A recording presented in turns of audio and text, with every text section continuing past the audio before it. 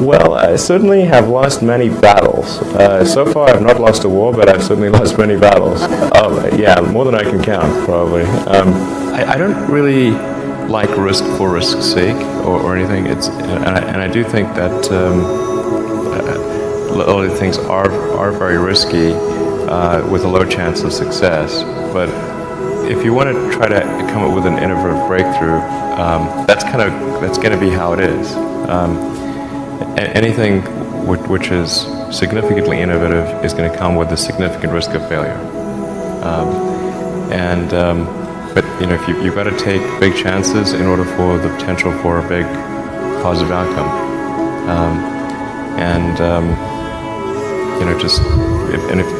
If the outcome is exciting enough, then taking a big risk is worthwhile. It's really how I approach it. But then once executing down a path, I actually do my absolute best to reduce risk. Or to improve another way of saying it, to improve the probability of success. Because when you try to do something that is very very risky, that you have to spend a lot of effort trying to reduce that risk as you embark down that path. I mean, when I started SpaceX, I thought the odds of success were very low.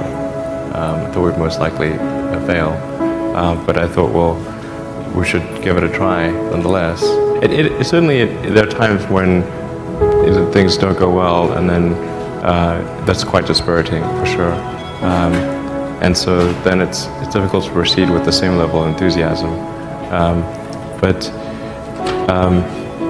I do think the things that we're doing are pretty important to the future.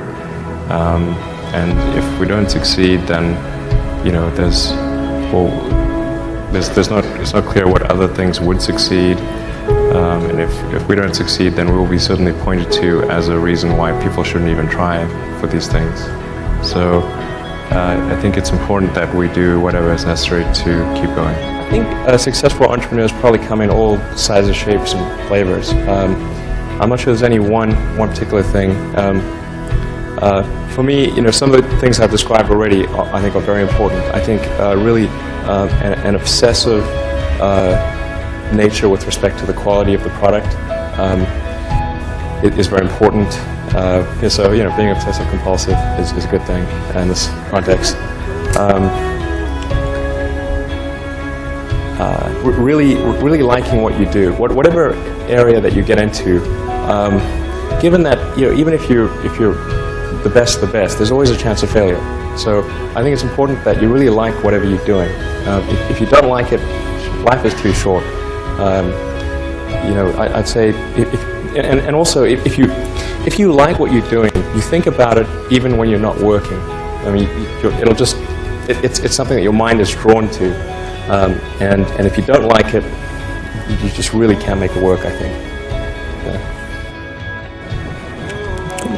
Well, I think it's important to have a very to apply critical thinking to. This may sound trite, but to apply critical thinking to what one is doing.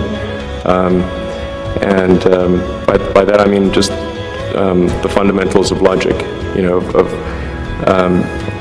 Do you have the right axioms? Are they relevant? And are you making the right conclusions based on those axioms? That's the essence of critical thinking. And yet it is amazing how often people fail to do that.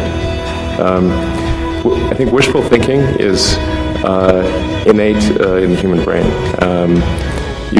You want things to be the way you wish them to be, and so you tend to filter information that you shouldn't filter.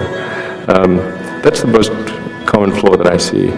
If you want to do something really innovative, you have to apply a sort of first principles analysis, and don't reason by analogy. Analogies are referencing the past.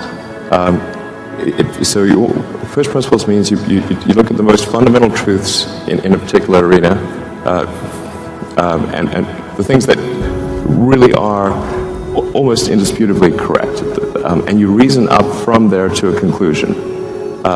And if you see that conclusion is at odds with what people generally believe, then you have an opportunity. Now, you can't operate like that on all things because it takes too much mental horsepower. So most of your life you have to operate by reasoning by analogy. But if you really want to innovate, you must reason from first principles to identify the problem. The reason I came out to Stanford was actually to work on energy storage technologies for electric cars. That summer of '95, I was looking at the internet, and it seemed to me like the internet was going to have a big effect on humanity. So I thought, well, I can either work on electric vehicle technology and do my PhD at Stanford and watch the internet get built, or I could put my studies on hold and try to be part of the internet. And at first I tried to get a job at Netscape because that was the only internet company, and they didn't respond to me. So then I was like, okay, if I can't get a job at the only internet company, then I better try starting something.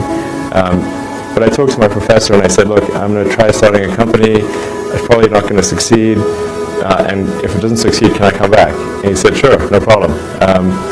And so I put my studies on hold and started the company. I mean, we had many, at Tesla we came many times close to bankruptcy. In fact, at the end of 2008, we were only a few days from bankruptcy. It was literally 2 days, or 3 days maybe.